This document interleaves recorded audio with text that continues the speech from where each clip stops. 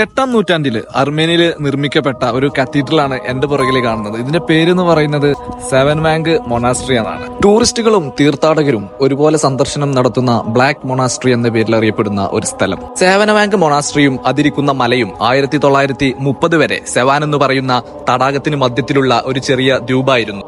1930 Joseph Stalin സെവാൻ തടാകത്തിൽ 40 metre താഴ്ചയിൽ ഒരു കൂറ്റൻ ടണൽ നിർമ്മിച്ചു.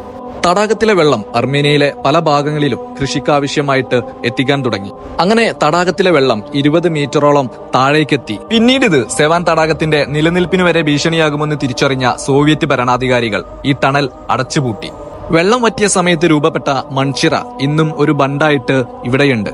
ഈ വഴിയിലൂടെയാണ് നമ്മൾ സേവനവാങ്ക് മൊണാസ്ട്രിയിലേക്ക് എത്തുന്നത്. സീ ലെവലിൽ നിന്നും 6234 അടി ഉയരത്തിൽ സ്ഥിതി ചെയ്യുന്ന ഈ സെവൻ ലേക്ക് എന്ന് പറയുന്നതാണ് യൂറേഷ്യയിലെ ഏറ്റവും വലിയ ശുദ്ധജല തടാകം.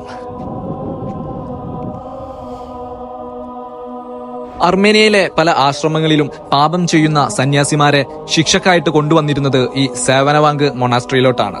പല കാലഘട്ടങ്ങളിലെ ഏറ്റുമുട്ടലുകളിൽ തകർന്ന മൊണാസ്ട്രിയുടെ അവശിഷ്ടങ്ങൾ നമുക്കിന്നും ഇവിടെ കാണാൻ കഴിയും.